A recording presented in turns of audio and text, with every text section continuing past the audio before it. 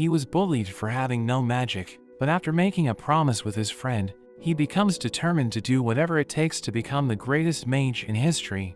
The story begins with a boy named William Surfort as he fights a monster in a dungeon because he wants to prove that he can succeed at the Rigor and Magic Academy even though he can't use magic. He defeats the monster using his sword, but countless more appear, and he prepares to take them on, thinking he doesn't need magic to defeat them. A professor named Edward Seraphins teaches a class at the academy, and he tells William to come to the front. He asks William to use magic to start a fire, so he tries to use his wand to cast a spell, but he fails miserably, and everyone starts laughing at him. Edward silences the class, but he's surprised William can't even use basic magic, telling him he's only good at taking notes. A student named Xian shows everyone how it's done, but Edward tells him not to demonstrate his powers without permission. So he apologizes, explaining that he just wanted to help William because he couldn't complete the task. Edward freezes the fire and tells everyone that magic is everything in this world, so the students in the academy will earn respect by showing their talent for magic. He thinks those who are incapable of using magic have no place in the academy, so they should withdraw immediately. After the class, Xian asks William if he isn't embarrassed, knowing he's been going to the dungeon to defeat weak monsters. A girl named Colette comes to his rescue, and Xian wonders why she's standing up for him, so she tells him William is her friend. She mentions that he works extremely hard and is nicer than Xian, but he explains that those qualities don't make a good mage. He decides to leave because he doesn't want to waste his time around William, telling him he should just drop out. Colette tells him to ignore them, thinking something's wrong with Edward for making him a laughingstock, but he says he's okay because it's true he can't use magic. He even considers himself lucky because the incident made a cute girl worry about him.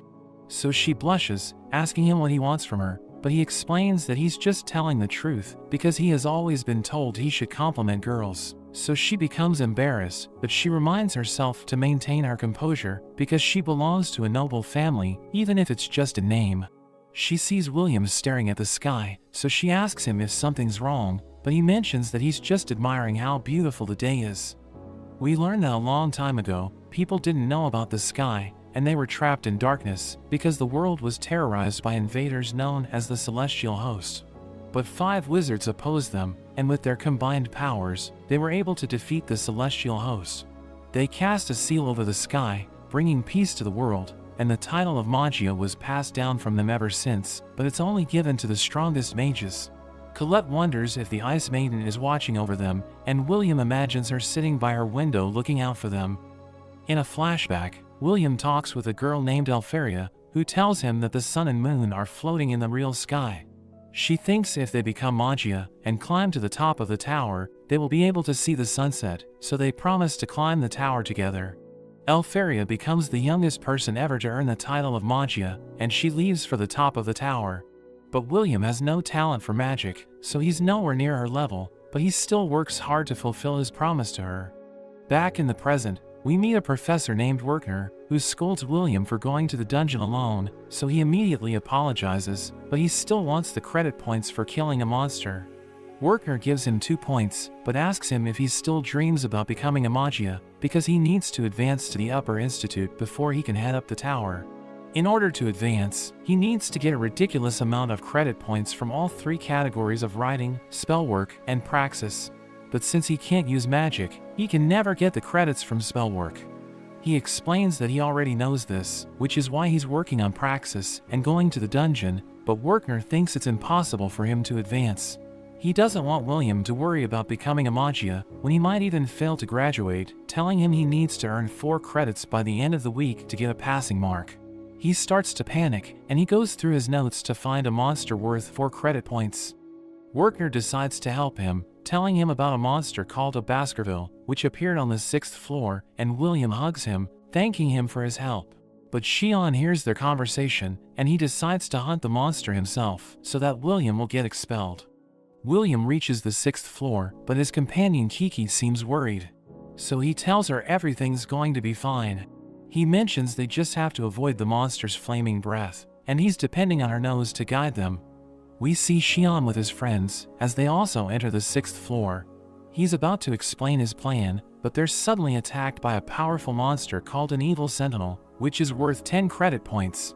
It punches one of them and sends him flying into a wall, so Shion's friend panics, and William hears him scream, so he immediately goes to find them. As he reaches them, he sees Shion struggling, trying to attack the monster with his fire magic, but it has no effect. William wonders if he should help, because Shion has always bullied him, but he suddenly remembers how Alferia used to think he was braver than anyone. So he decides to jump into battle, blocking the monster's sword before it can reach Shion. Meanwhile, Edward approaches Werkner, telling him to use his familiar to find Shion's group, because they went into the dungeon without permission.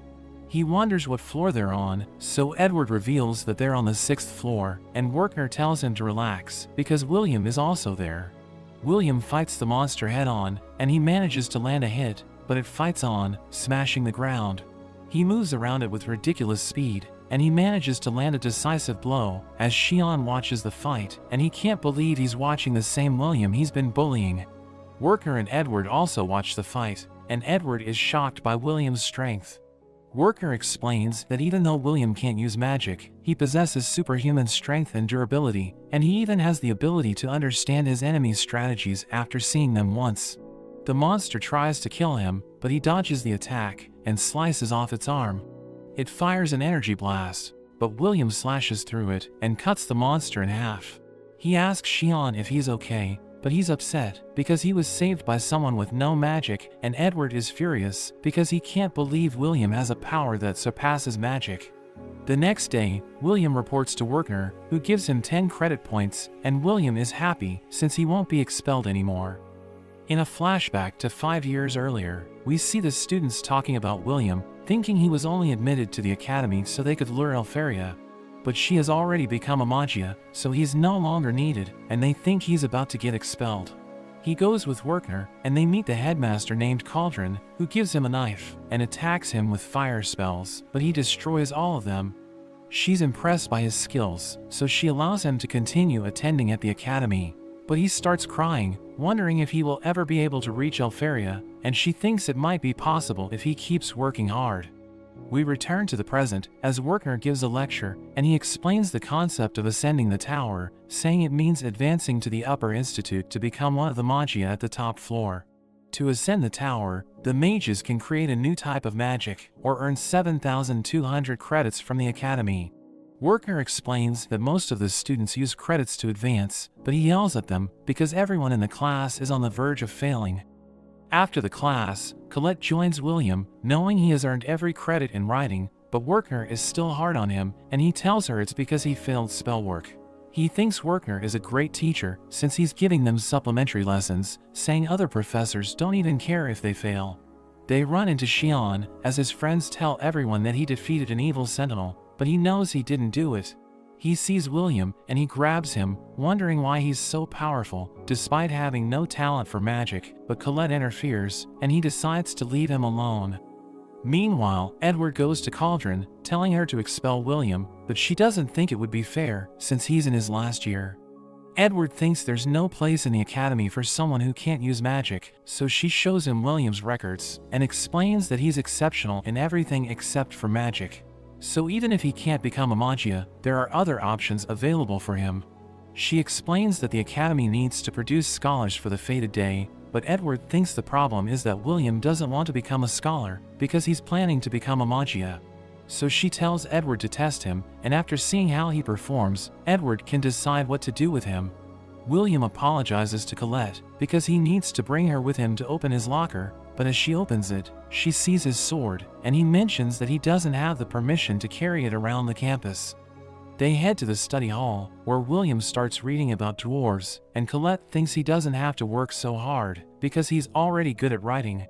But he knows that if he loses even 1 credit point, he won't be able to ascend the tower, and he wants to learn about the dwarves, saying he can relate to them, because they never gave up no matter the situation. Colette sees William's white hair, and thinks it's because he works too hard. She wants to pull it out, but they're suddenly interrupted by Edward, who tells William to come to the spell hall alone.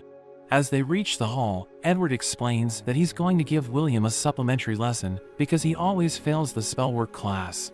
Edward starts using dark magic, telling William he needs to land a hit to pass the test, and Edward explains that if he succeeds, he will receive 5 credit points for his spellwork class, but he will have to leave the academy if he fails. Wertner goes to Cauldron, who shows him the fight between Edward and William, so he's shocked, wondering what's going on. But she forbids him from stopping them, and explains that since she heard what he had to say in favor of William, she must also recognize Edward's concerns equally. She reveals that she allowed him to make the decision of William's future in the academy, but Wertner thinks it's too cruel, because Edward is the closest person to becoming a Magia, and even though he was defeated, he still managed to reach the top of the tower. He tries to hit William with his dark magic, and William dodges the attacks, but he's shocked by how powerful it is, knowing Edward only used a low-level spell. He goes on the offensive, trying to land a kick, but Edward stops him with a barrier, thinking he's hopeless. Edward hits William with his black flames, and William is shocked by how quickly he's using his spells, because he's casting them without incantations. He tells William that he's only going to use his black flames to attack, and make a shield to protect himself, saying he will make him feel despair just by using 2 spells. He starts overlapping his spells, and William tries to get out of the way, but he still gets hit, realizing he can't beat Edward, but he thinks he might have been able to put up a fight if he had his sword. Meanwhile, Colette goes to the locker room, and she thinks Edward might be torturing William. Kiki suddenly arrives, and Colette realizes she's injured, but she just claws at William's locker. We return to the fight, as Edward talks about the Battle of Goronzo, where the dwarves prepared an army of 10,000 soldiers, but it only took 1 mage to defeat them.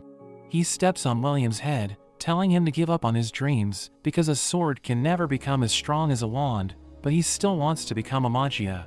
Edward wonders what's driving him so hard to achieve an impossible goal, so he mentions that he wants to be with the person he loves. He thinks William is an idiot, but he explains that even if his reason sounds ridiculous to him, he still won't give up. Colette suddenly arrives, giving him his sword, and Edward attacks with his black flames, but is surprised when William slashes through it. He prepares to shoot a barrage of his black flames once again, and William worries about getting hit. But he charges in, and as he dodges the attack, he thinks about how in the Battle of Goronzo, there was one dwarf who never gave up, and managed to land a hit on the mage. William jumps up to the ceiling, and he rushes at Edward with incredible speed, shattering his barrier, and he manages to land a hit. So Edward leaves, giving William the 5 credit points as promised, and Cauldron is impressed that he was able to succeed.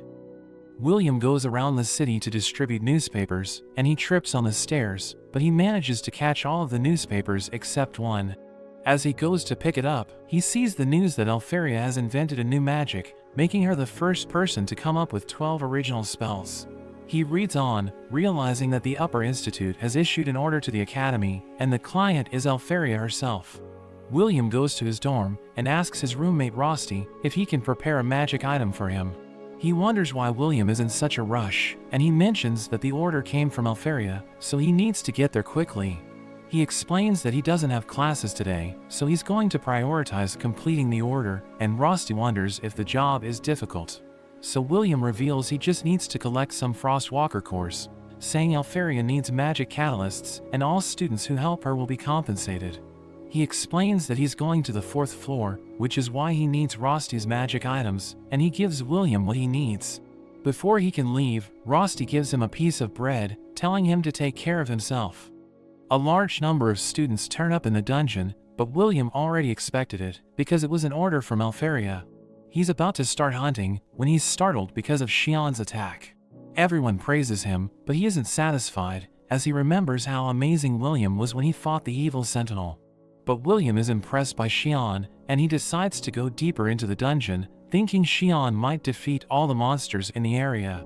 He comes across a girl named Iris, who's about to be attacked by 3 monsters, but he comes to her rescue, slicing them in half. She's shocked that he saved her with a sword, instead of using magic, and she thanks him for protecting her. Meanwhile, Wertner tells the students that creating new magic is such a great achievement that it guarantees one's advancement in the tower. He mentions that magic is named after the person who invents it, so if they're able to create a new one, their names will forever be remembered in history, but the students know it isn't easy to invent magic. One of them wonders how strong Alferia is, and Wertner mentions that she's one of the most powerful mages in history. Colette thinks Elpharia is amazing, and her friend tells her she's jealous that Elpharia will steal William from her, so she becomes embarrassed. In the dungeon, William tells Iris who he is, and he wonders if she feels any hatred toward him since he can't use magic. But she tells him she has no reason to hate him, reminding him that he just saved her life. He asks her if she's also there due to Elpharia's order, and she explains that she wants to be of help to Amagia, because she also wants to become one. He thinks about how they don't know what the real sky looks like, because it's covered by an enormous barrier created by the Magia, which is protecting the world from invaders. According to legend, if the barrier falls, the world will once again be covered with darkness, and the calamity will begin. So the students follow the orders of Magia, thinking it will help them support the sky. Iris mentions the time she was surrounded by monsters, and was preparing for death, but Elpharia saved her by freezing all of them. She became a fan of Elpharia ever since, so she wants to help her by acting on her order, but she hasn't even found a Frostwalker, and she's starting to think the other students have already defeated them. William tells her that when Frostwalkers move, they leave ice fragments behind. But the fragments he found are double the size of normal ones, which means there's a powerful Frostwalker up ahead, and it's in a place where everyone's search magic can't detect it. She wonders how he knows so much when he can't even use magic, and he tells her spells are amazing, but it isn't absolute, especially inside a dungeon. A monster suddenly appears, and it's about to smash Iris, but William saves her, and she sees that it's a Frost Rex, which is the highest form of a Frostwalker worth 6 credit points.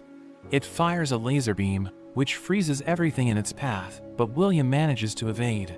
He tells Iris to stay put, but she stops him, since she doesn't think physical attacks will work on the monster. She recognizes it as the Dwarf Killer, knowing it freezes everything it touches, so they need to defeat it using long-range magic spells. But he's confident in his abilities, because he has defeated the monster before, so he rushes towards it, as it shoots its laser again, but it misses William. It starts destroying the dungeon, as William throws the magic item he got from Rosti, and it hooks onto the monster. He wraps the rope around its body, and it starts freezing everything, but William knows it's weak against fire attacks. So he sets the rope on fire, causing a massive explosion, which blows the monster into pieces. Iris is shocked by how powerful he is, and she wonders how she should report the fight, because he's completely different from the rumors about him. After that, Iris meets the Magia, and we learn that they sent her to find someone capable of helping them. They know that if they're attacked by the celestial hosts now, they won't be able to stop it, so they need all the help they can get. She tells them William is the only interesting prospect she found, but the Magia have different opinions on whether to let him in. There are 2 that argue and they prepare to fight, but another one stops them, saying the Grand Festival is about to start, so they will make their decision after seeing the results. We learn that there are a total of 12,000 credit points available at the Academy, and we see the students fighting against golems in a test. Shion and Colette are able to defeat their golems and pass, but we see William struggling. He thinks about punching it, but the other students make fun of him, and he ends up getting hit, and they think he's a failure. We see 2 of the top students, Wignall and Liana, as they easily overwhelm their golems, allowing them to pass. Another boy named Julius appears, firing multiple ice shards that hit all the other golems, and they turn into roses. He activates his spell, and they are all completely encased in ice, so he also passes. He meets with the other 2, and he declares his intent to beat them, saying he has acquired a new method, and they tell him they will be looking forward to it. Everyone admires them, since they are the only students with over 10,000 credit points, and William thinks about how he doesn't even have enough to graduate, as we see he only has around 5,000. He feels depressed, and Julius suddenly walks past, telling him he's in the way. Julius's friends are impressed he passed with a single spell, so they think he will definitely get scouted at the Grand Festival.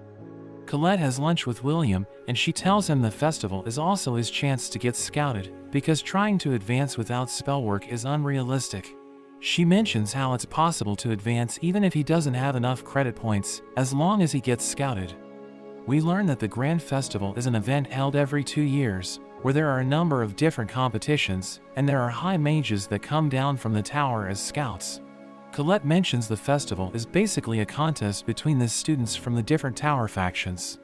There are 5 factions for the different elements, and each is led by a Magia, and if they can be chosen by one of the factions, they are guaranteed to become a tower member, but William thinks it's unlikely because he would also need to perform a feat of amazing magic. So Colette mentions there are also people called Watchers, and they are also able to take talented people to the tower, but William thinks they don't really exist. He thinks he shouldn't try to stand out since he has no magic, remembering how he participated in the last festival, but everyone just thought he was cheating, and he's still traumatized from the experience, so he decides to just help out behind the scenes.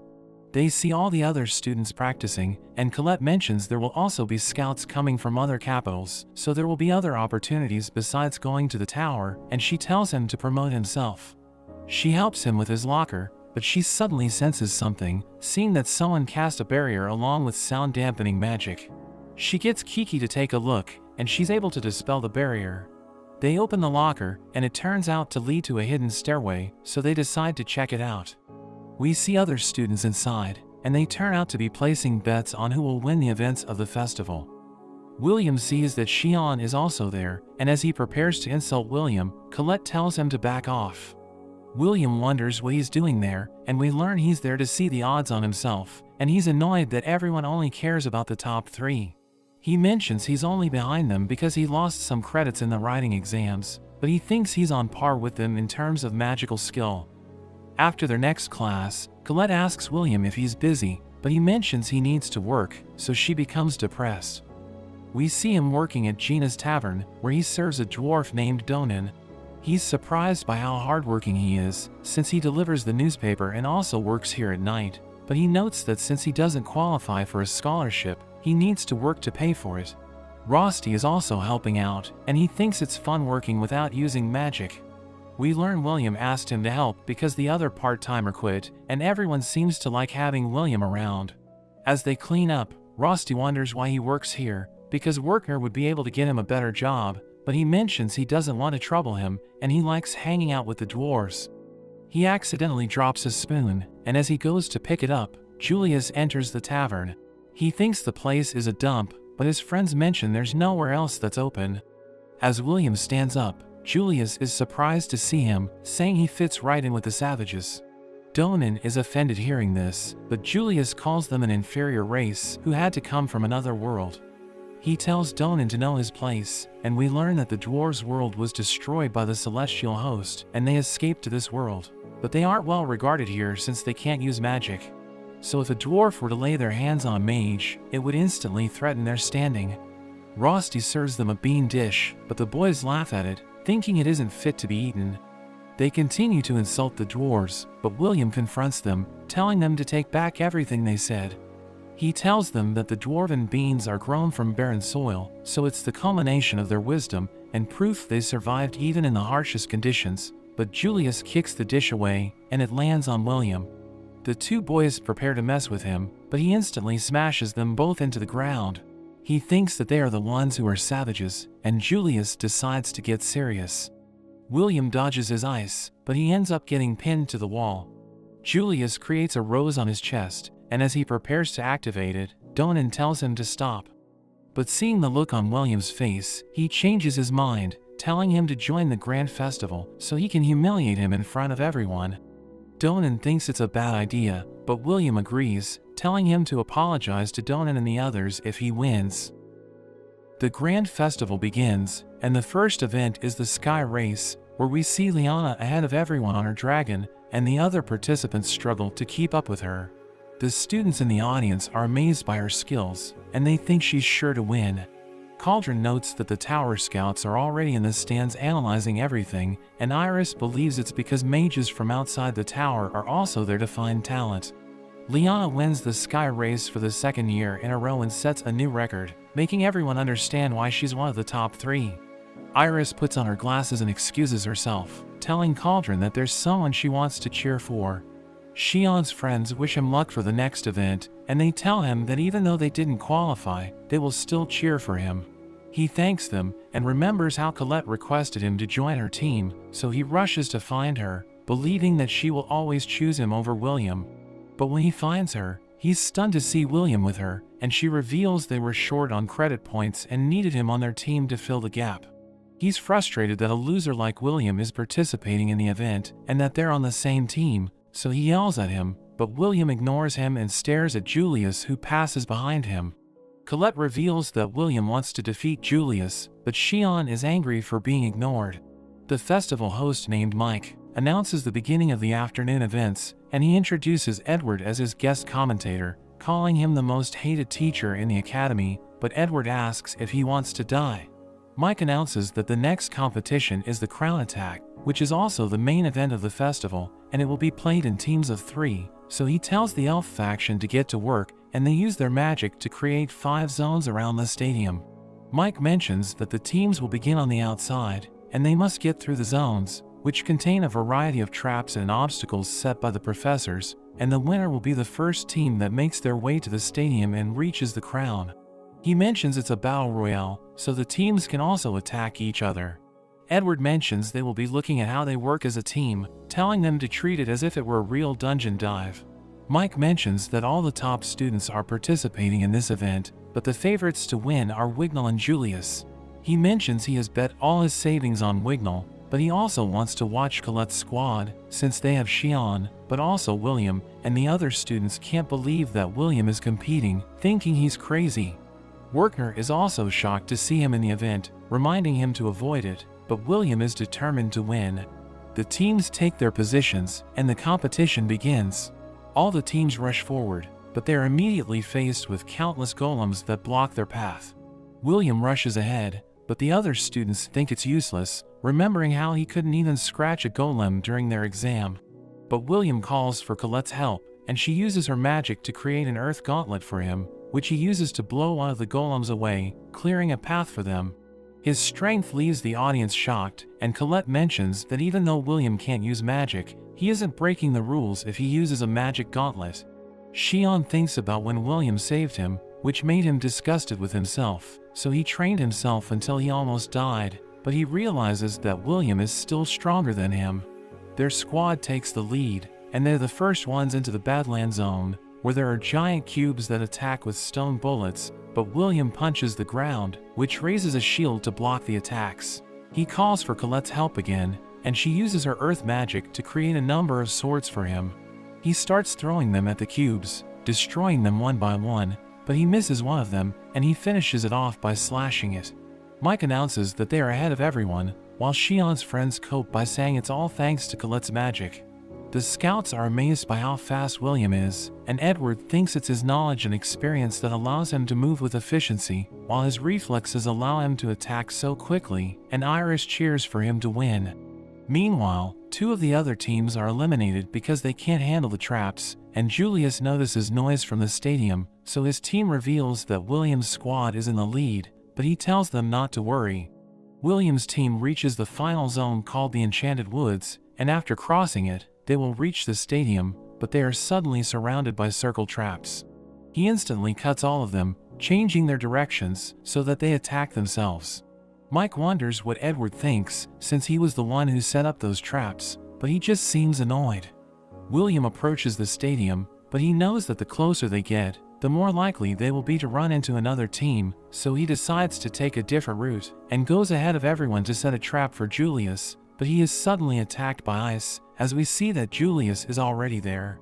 William wonders if he's alone, but Julius unleashes his next attack, throwing countless ice beams at William, but Shion starts melting the ice, and he starts to cast a powerful spell, but he uses it on William, and Colette barely makes a shield in time.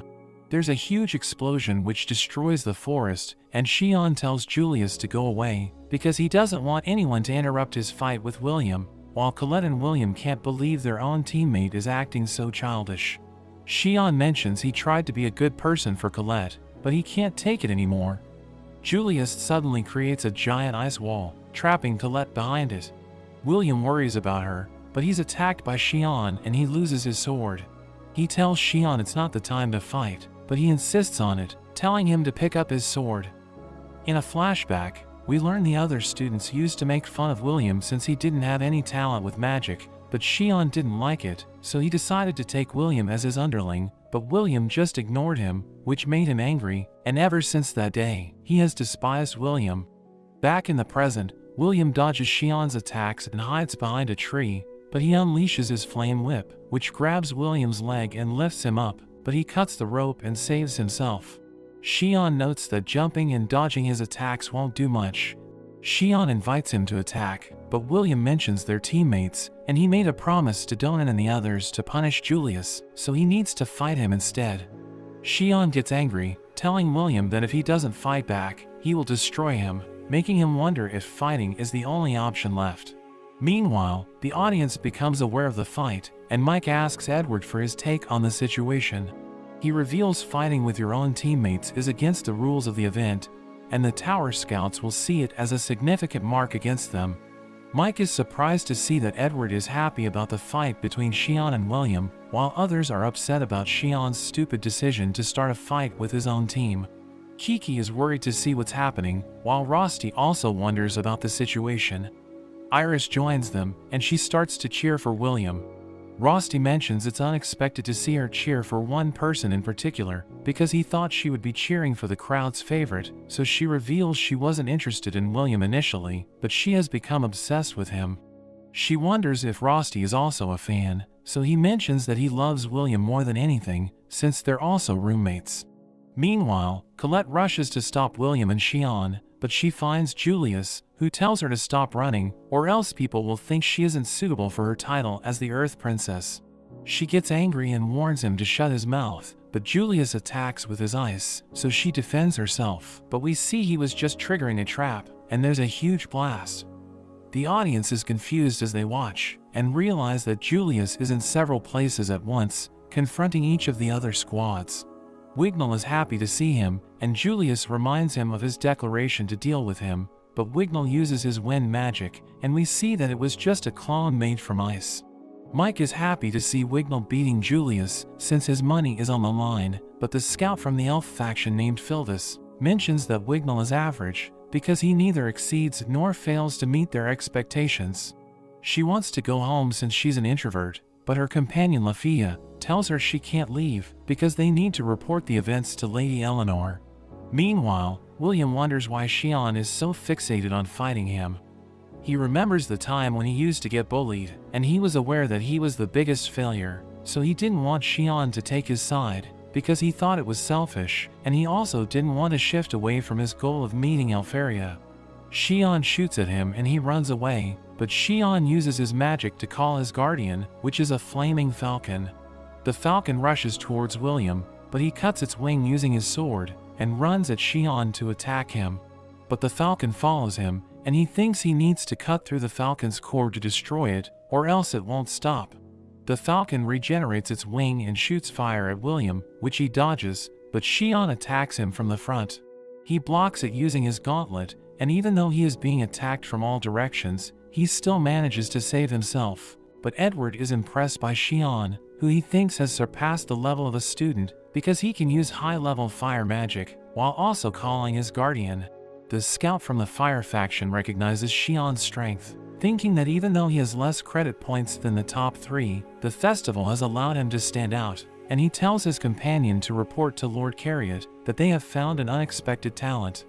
William asks why Xian is after him, so he reveals that even the sight of him irritates him, because his resolve to never give up infuriates him. He felt he was always ignored, and William never even looked at him, even though he was better than him at magic. He doesn't care what William's situation is, and he's determined to just crush him once and for all. William is shocked to learn how Xian feels, and he thinks about the time he told Xian to leave him alone. He thought it would have been selfish to ask Xian to become his friend since he was a loser, but deep down he also wanted the recognition. He realizes Xian acknowledges him, so he decides to take him on. Xian is happy to see him looking at him, and he prepares to use a wide-scale attack magic. He sends his falcon to attack, and William faces it head-on, and he manages to cut through the Guardian's core. He rushes at Xian, who prepares his final attack, but Colette suddenly creates a wall to stop them. William wonders what happened to Julius, so she mentions she beat him and he disappeared. Xian gets embarrassed seeing her clothes, but she blames him since he started the fight. She tells William to go after Julius, saying she can handle Xian. He tells her not to get in his way, but she just starts yelling at him. William gives her his jacket, and thanks her for everything, which makes her blush. He tells Xian they will fight another time, but he heads to the stadium and Xian tells him to come back. Meanwhile at the stadium, the crowd waits to see who will be the first to arrive, and Julius's group appears. There seems to be no one left to challenge them, but William suddenly comes flying in, and he crashes in right behind them, challenging Julius to a fight. Meanwhile in the tower, we see Alferia by the window, as her attendant Sarissa comes to find her, but she realizes she's sleeping. Alferia wonders what she wants, so Sarissa gives her the reports from their scouts, telling her to consider Julius, because he could become her successor for the Ice faction. At the stadium, Julius is happy to see William, because he wouldn't have been satisfied winning without humiliating him, but William says he doesn't plan on losing. Julius covers the area with a mist, so William relies on sensing their magic. He realizes they're surrounding him, and he gets attacked from behind, but he dodges all their attacks. He charges through the mist and finds Julius, but he gets attacked by a fourth ice spell. He wonders where it came from, and Julius reveals they haven't even moved, as William realizes he was fighting against Julius's clones. Julius blows one of them up, freezing William in place, and Werner is shocked seeing Julius's magic, because the cloning spell is one of the 12 original spells that Alferia created. William wonders how he can use it, but he says he's just built different, saying he's on the level of the Magia, declaring that he will one day take everything from Alferia. William gets mad and breaks free, but he gets attacked from all sides by the clones. Julius uses another spell, and the clones suddenly converge, and they form a barrier that traps William. Julius summons an enormous ice crater, and he uses it to crush William. Edward is impressed he won without even moving from his place, and Julius calls out to the scouts, boasting about having perfected Alferia's magic, and telling them that he will become her successor. But the ice suddenly cracks, and William is able to get free, thanking Julius for cooling his head, since he got worked up after he mentioned Alferia. Julius prepares to humiliate him further, launching another attack, but William dodges it, and he knocks out Julius's two friends. He notes that Julius hasn't perfected Alferia's spell, and the clones suddenly start to shatter, revealing that Julius was using his friends to help control the clones. He tells Julius he's not even close to Alferia's level, and we see Alferia considering him, but she notes that she's not looking for a successor, but rather a sword that can be by her side. Julius creates more clones to surround William, but he's able to read their attacks. Julius knows he isn't good enough to control 4 clones yet, but he thinks they can act as decoys, since they look exactly like him, but William suddenly charges at his real body, so he creates a wall, but he gets pushed back. He wonders how William could tell, so he notes that the clones have a negative body temperature, and when they aren't controlled correctly, the ice seeps out from their feet. Julius wonders how someone with no talent could know more about the spell than him, so William mentions how he grew up with Alferia at the orphanage. He admired and studied her magic, but he was never able to reach her. Alferia thinks that his hard work will pay off, and he tells Julius he knows everything about her magic. William reveals that Alferia created the spell when she was only 2, telling him it's nothing to brag about, so he falls to his knees, realizing he was on the level of an infant. He starts to laugh, refusing to lose, and he summons even more clones, deciding to win with sheer force, but William reveals he used to get bullied by Alferia, who had even more clones. Julius launches his attack, but William dodges it, and he stabs one of the clones. Julius gets scared and runs, ordering the clones to attack, but William blocks everything, and he takes them out one by one. He throws his sword to destroy the last clone, and he delivers the finishing blow on Julius. The crowd can't believe he was able to win, and Colette and Xian finally make it to the stadium. They just need to grab the crown, but we see Wignall taking it, and Mike is excited to see this.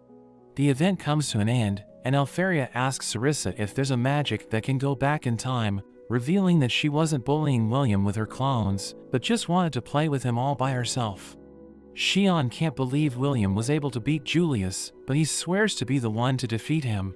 William apologizes for not getting the crown, but Colette is just glad to see he's okay, and William is happy he was able to keep his promise.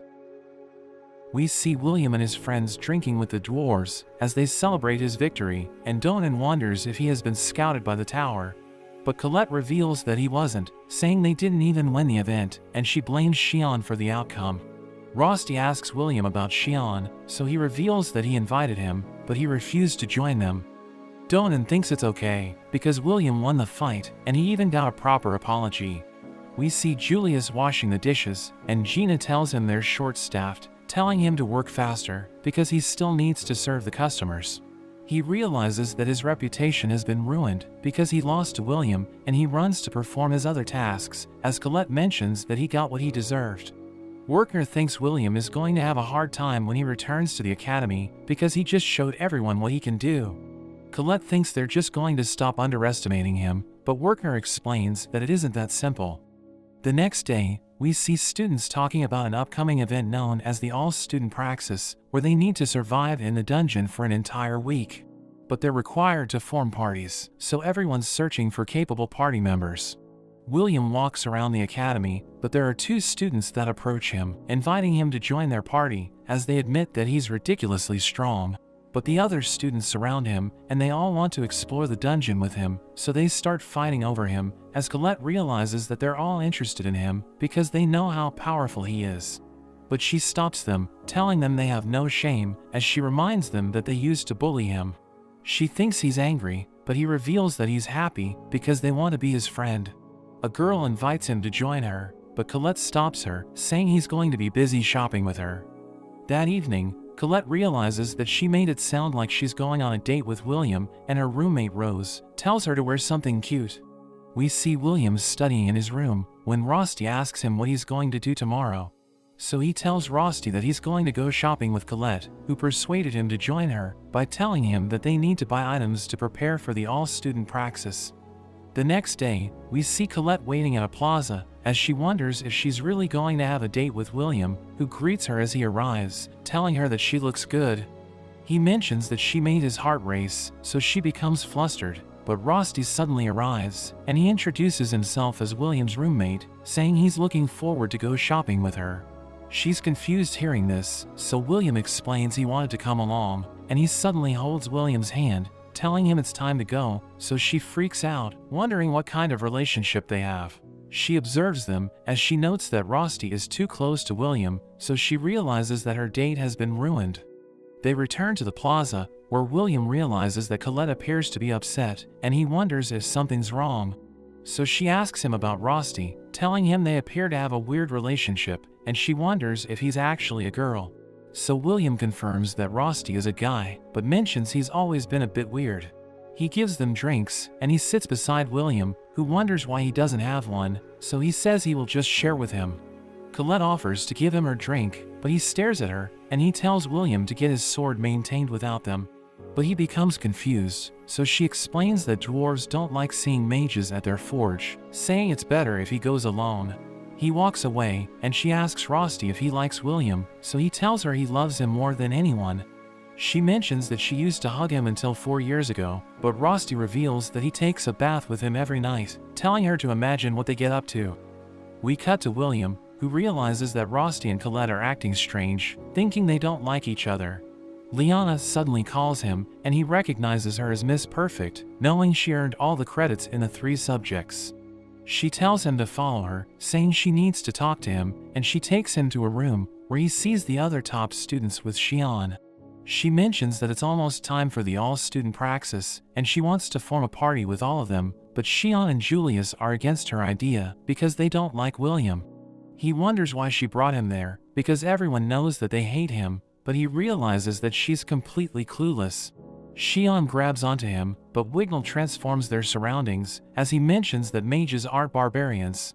So Xian releases William, who notes that Wignall used illusion magic to summon a fantasy landscape, and he knows that it can only be used by elves. Wignall suggests listening to Liana, and she tells them she wants to form a party with them, because they're the best mages in the school. She mentions that William stood out the most at the festival, thinking he has something they lack, which can help them in the dungeon. But Julius thinks he will only slow them down, because he can't even use magic, and Xian doesn't want him to join the party. But Wignall reminds them that they lost to him, so they don't have the right to look down on him. Julius tells Wignall that Liana has more credits than him, and he admits that it's true, but he explains that this is the reason why he respects her opinion, saying she's nothing like the two of them. She explains that she wants to use them to ascend the tower as the top student, because she wants to attain fame and honor, so William wonders if she didn't get scouted. She reveals that the Thunder faction reached out to her, so he wonders why she still wants to ascend the tower, because she already has a guaranteed post-graduation placement. So she explains that everyone in her family has a short lifespan, and she wants to achieve overwhelming results, so that she can bring honor to her family before she dies. She reveals that she wants to become a Magia, and she knows that everyone has ambitions, so she tells them to drop their coin in a goblet if her proposal will benefit them. Wignall agrees to join her, thinking their party will be able to achieve the best results, and Julius also decides to join, because he wants to earn more credits. Xion drops his coin into the goblet without saying a word, and William takes his time to think about it, but he ultimately decides to join the party. After that, we see Rosti and Colette searching for William, and they see him approaching, so they ask him why he wasn't in the forge. But he walks past them, telling them he'll be joining Liana's party for the all-student praxis. The next day, Werkner tells everyone that the event will begin in 10 days, and he mentions that floors 7 to 10 will be unlocked, so the students can hunt high-credit monsters. He mentions that the event will be the only opportunity to earn more than 1,000 credits at once, and he tells everyone about the floor keepers, saying they'll earn a large number of credits by defeating them. But Edward mentions that they could die, as he reveals that 4 students were eaten by monsters last year, so he tells them not to be reckless, saying they need to know their limits. We see everyone gathering at a base on the 6th floor, as Liana wonders why Colette decided to join the party, so she explains that she just wants to be with William. Rosti explains that he can't join them, but William tells him it's okay, thanking him for his magic items. The event is about to begin, as Edward tells everyone that they need to survive in the dungeon for 1 week, and we learn that there are base camps on each floor, which are marked on everyone's maps. They prepare to dive deeper into the dungeon, but we see a mysterious man who's searching for something in the dungeon. His companion kills another man, so he realizes the event has begun, and they will need to slaughter everybody to complete their mission. The Praxis event begins, and Wignall uses his wind magic, pushing them off a cliff, but they slow down before landing. They are immediately attacked by a swarm of crimson ants, so William thinks he needs to be the party's shield, since mages are weak at close combat, but Wignall tells him not to worry, because Liana's family magic specializes in fighting up close, and she tells them they need to get ahead, so they don't compete with the other parties for credits. We go back to a class with Werkner, as he teaches William about the most important spell in the dungeon, telling him that it's the search spell, because it allows them to detect their enemies. We see William struggling to fight, because the others are able to detect the monsters before him, and Julius tells him he's getting in the way. He manages to kill an ant, but Wignall takes the rest out with a single spell. He questions Liana's judgment for bringing William, but she thinks he will be more useful once they reach the tougher monsters. We see Julius absorbing the magical traces with his wand, which is a record of the battle and how they get credits for the kills, but William needs to collect drops as his proof since he can't absorb the traces, which makes the others look down on him. Colette wonders if he's okay, but he tries to stay positive. The group continues to kill monsters, and he realizes there's nothing he can do, so he starts to feel useless. Liana notes it's been a day since they started, so she decides they should rest, and Wignall uses his illusion magic to create flames around them to ward off any monsters. William hands everyone some food, but Wignall tells him to leave it on the ground, noting that elves only allow people they deem worthy to touch them, and he has only acknowledged Liana. Colette thinks he's being rude, but William decides to respect his customs. Liana reminds them of their goal, which is to take out the Nabarus, the boss on the 10th floor, which is worth 110 credits by itself. She wants to show the tower what they are capable of, and she tells them to conserve their mana while they take the shortest path to it.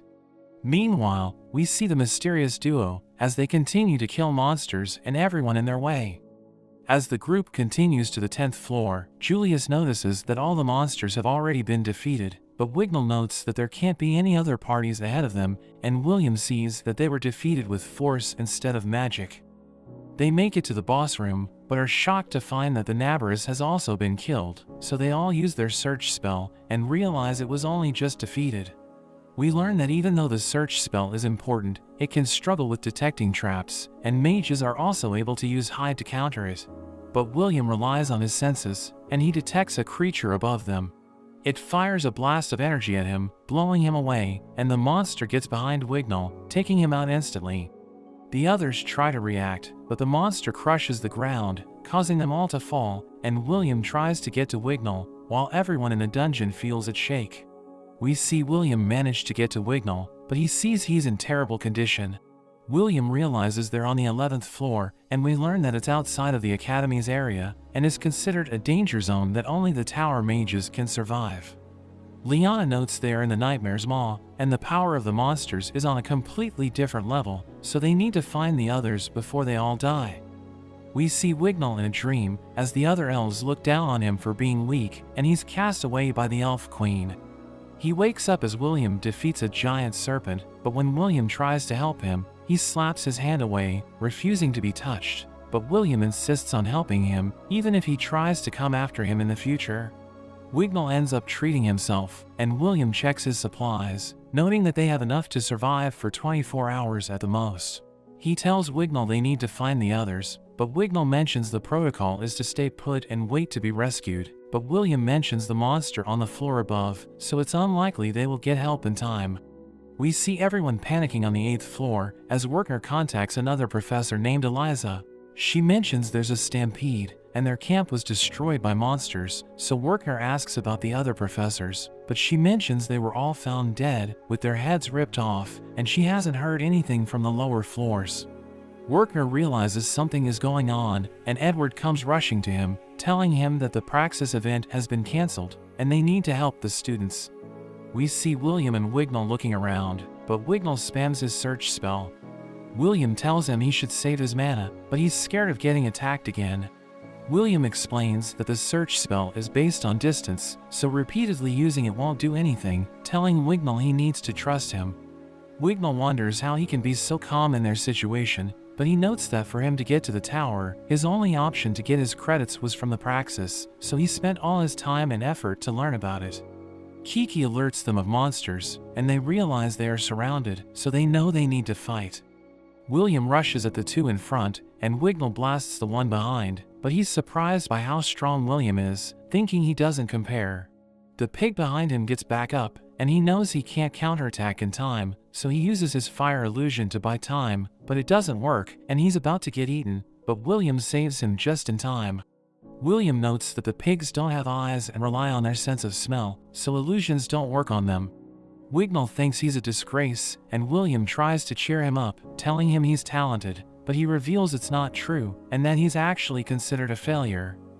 He reveals that the other elves have already advanced to the tower, and he's the only one who's still at the academy after 6 years, because he lacks talent, saying the elves call him a disgrace.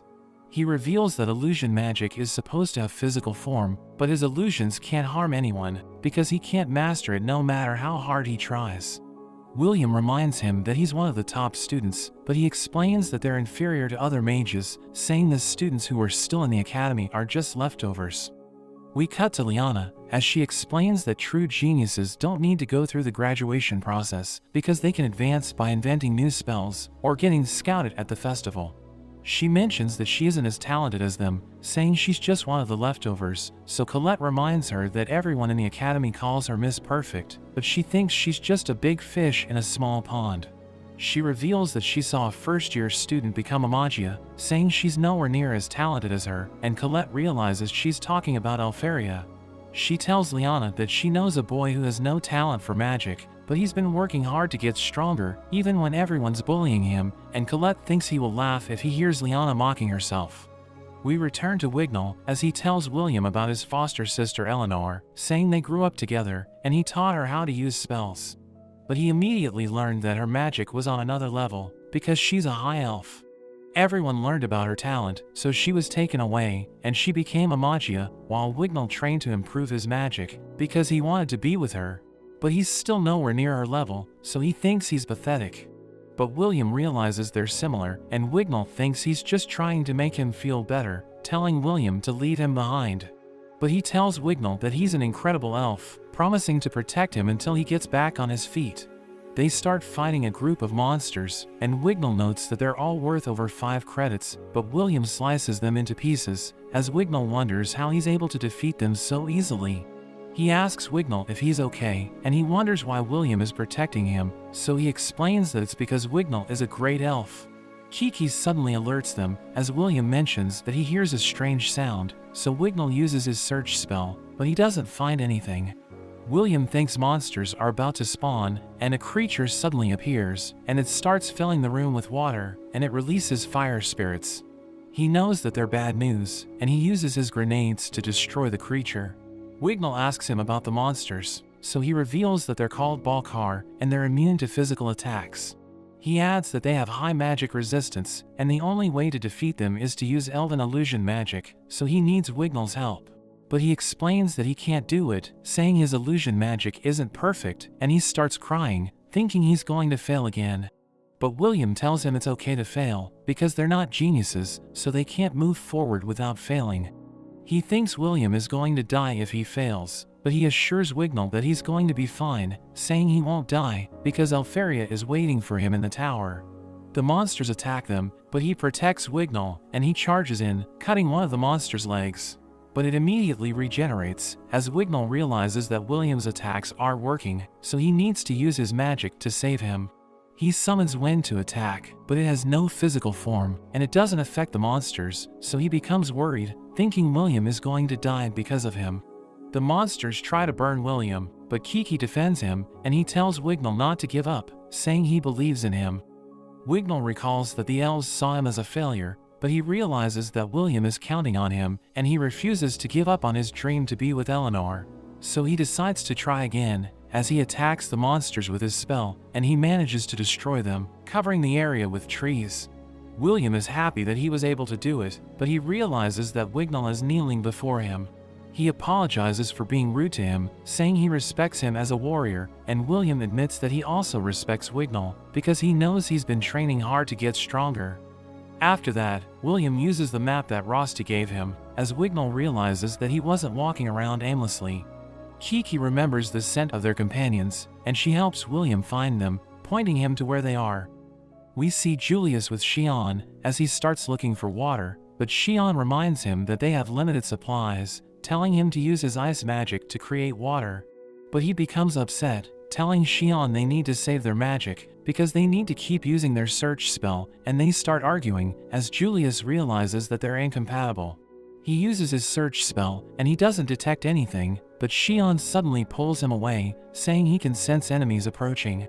He reminds Julius that demons can escape search detection, and several evil sentinels appear, as Julius wonders why they're gathering there, thinking it has something to do with the monster on the 10th floor. Xion tells him to use his clones, as he prepares to fight them, and Julius thinks he's insane, saying there's too many of them. But Xion mentions that he was humiliated because of them, and he summons his phoenix to burn all of them. We see that the camp on the 7th floor is being attacked by evil sentinels, so the students run for their lives, but one of them falls, and he's about to get crushed to death. But Edward summons his chains to eliminate the monsters, and he orders the students to evacuate to the 6th floor. Worker arrives riding a dragon, and he takes Edward with him, as the students realize that he's amazing, because he's sky racing in the dungeon. He reveals that the other students have been evacuated, saying only Liana's party made it past the 8th floor.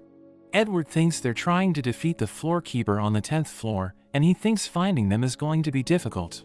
But Worker reveals that he knows where they are, because his orb is linked to Kiki's crystal, saying they're already on the 11th floor. We return to Colette, as she leaves stones on the ground, and we learn that it's been 16 hours since they fell to the 11th floor. She notes that they're running out of food and water, and they don't have a chance to rest, because monsters keep appearing, so Liana has already reached her limit. She blames herself for what's happening, thinking she put everyone in danger because she was too ambitious.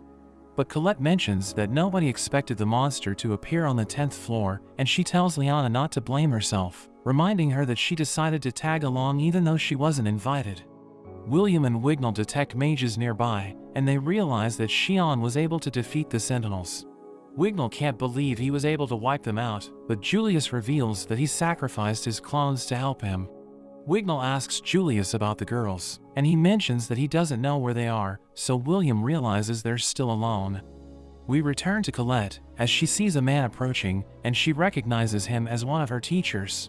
But his head suddenly falls off, and he greets everyone as his companion appears, asking him how the students got there, because he was supposed to kill them while they were on the upper floors. so he explains that he sent a monster to eliminate them, but they were able to survive when they encountered it, because it ended up destroying the floor. Colette realizes that the men killed their professors, asking them who they are, so the man tells her that they're there to destroy the fake sky, and the girls realize they're planning to bring calamity to the world by destroying the enormous barrier created by the Magia. The man tries to decapitate them, but William suddenly arrives with the others, saying they followed the stones on the ground. He charges in, but the man blows him away, and he mentions that he wants to add their heads to his collection. But his companion drags him away, telling him they need to leave, so he summons a monster to get rid of them. A gate appears above them as the monster from the 10th floor appears, and William recognizes it as an evil Grand Duke, which is worth 270 credits.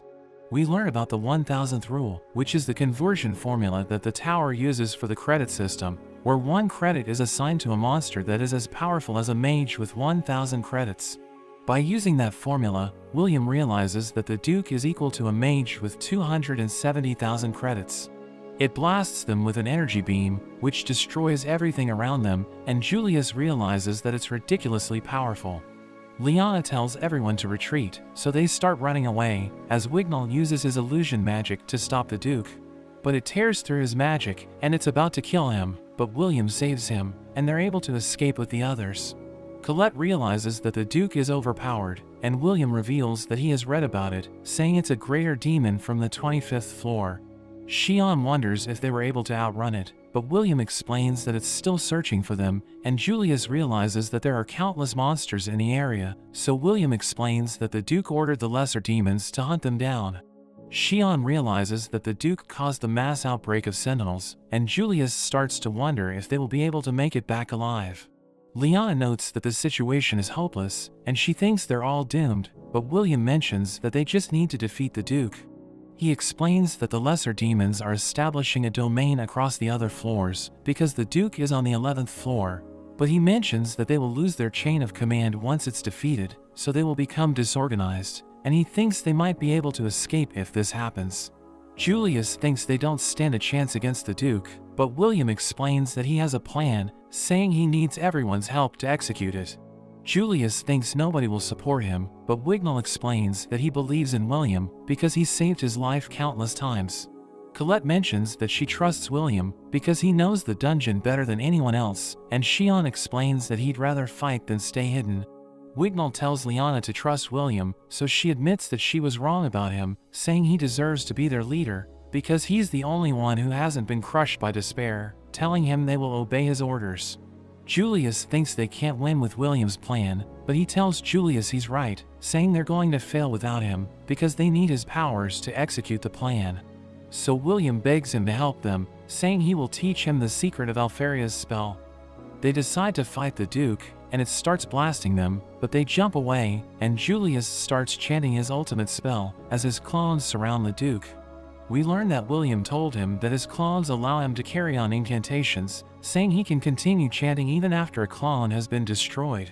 So he can use it to help him cast advanced spells, which require long incantations. The Duke destroys his clones, but he comes out of hiding, and he continues chanting as the Duke prepares to kill him, but his companions use their spells to attack the Duke. They realize that their attacks didn't work, and William strikes from above, but it doesn't do anything, as he notes that the Duke has Iron Curtain wings, which protects it from damage. So their attacks won't work against it, but he knows that they just need to act as decoys until Julius finishes casting his spell. He summons countless icicles, and they hit the Duke, but it's still standing, so everyone becomes worried. But we learn that William knew this was going to happen, so he told Liana to deliver the finishing blow while the Duke is trying to recover. She charges in with ridiculous speed, and she aims for the Duke's core, but a barrier protects it, so she becomes confused, wondering if the mysterious duo placed the barrier before they left. The Duke launches a counterattack, so William saves her, and Kiki protects them with her barrier, but it shatters, and his goggles end up breaking. Wertner and Edward watch the incident, and Wertner wonders what a Duke is doing on the 11th floor, but Edward tells him they don't have time to think, saying they need to hurry. William and Liana start falling, so Wignall uses his magic to help them land safely, and he asks Liana if they're okay, so she tells him she's fine, but she's worried about William because he protected her with his body. The Duke prepares to attack them, so Lyanna tells everyone to retreat with William, saying she will buy time for them to escape. She thinks she failed everyone, since she wasn't able to deliver the finishing blow, and she reveals that the members of her family die early because they put their lives on the line to protect their comrades. Wignall decides to join her, saying he wants to protect William, and they charge in, as Lyanna uses her magic to attack the Duke. Wignall restrains it with his spell, and she prepares to stab its core, but it suddenly blows them away. Xian realizes they're no match for the Duke, thinking they're going to die, and he doesn't want them to die in vain, so he thinks about retreating with William. But he suddenly tells Xian to punch him, because he won't stop shaking, saying he's useless without the goggles Elfariat gave him. He mentions that he's scared, so Xian becomes upset, reminding him that he was the one who led them there, and he starts beating him up, as he mentions that Lyanna and Wignall are about to die. He blames William for everything that's happening, but he suddenly stops Xian, saying he has finally stopped shaking, and he thanks him for helping him regain his composure. He tells Colette to take care of Kiki, and he charges at the Duke, as Xian wonders what's wrong with him, thinking he isn't scared at all. But Colette explains that he's always been afraid, because he's fighting with a sword, so he has no choice but to charge at his opponents, even when they're stronger than him. She mentions that he's a coward, but he doesn't flee from battle, because he's scared of running away. She thinks he's courageous, and she decides to help him, as Xian feels pathetic, because he thought about retreating. William dodges the Duke's attacks, thinking they won't be able to defeat it unless they get rid of its wings. Colette joins the battle, and he notes that Lyanna and Wignall have already reached their limit, so he needs to defeat the Duke with Colette. We learn that he's scared because he doesn't have his goggles, but he's even more afraid of losing the people who are close to him, so he decides to fight on. He gives Colette the signal, and the Duke fires countless beams to attack him, but he knows how to counter it because he has seen it before. He suddenly disappears, and Colette realizes he's preparing to attack the Duke, so she uses her magic to give him a stone blade, and he uses it to cut the Duke's wing. So it becomes angry, but Xian suddenly appears, and he starts chanting as he rides his phoenix. The Duke manages to destroy his phoenix, but he jumps down, and he blasts it with his ultimate spell, but the Duke endures it, and everyone can't believe his spell didn't work. They realize that a wand can't defeat the Duke, and William notes that his sword isn't strong enough. But he suddenly sees a crystal, and we see Rosti watching him from a distance, hoping the crystal will help him remember something important. He recalls a mysterious woman who was raising a baby, and she mentioned that wand and sword will come together to protect the world.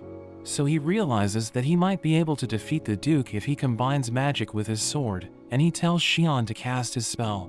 So he summons his flames, as William strikes it, absorbing it into his sword. Everyone can't believe what they're seeing, realizing that his sword is clad in flames, and he charges at the Duke, as he notes that he feels a mysterious power flowing through his body. The Duke continues to attack him, but he's able to cut through its magic, and he delivers the finishing blow. The Duke is burnt to pieces, and William's sword returns to normal, but he wonders about the power he was able to use. The others can't believe he was able to kill the Duke, but all the other monsters suddenly come rushing at them. They all have no more strength to fight, and Julius is about to be killed. Werkner realizes they won't make it in time, but the monsters are suddenly caught by a spell, and they're all taken out in an instant. William wonders what happened, and they see that it was Masterius, the king of the Magia, who saved them. He tells them that they fought well, and everyone bows to him in respect.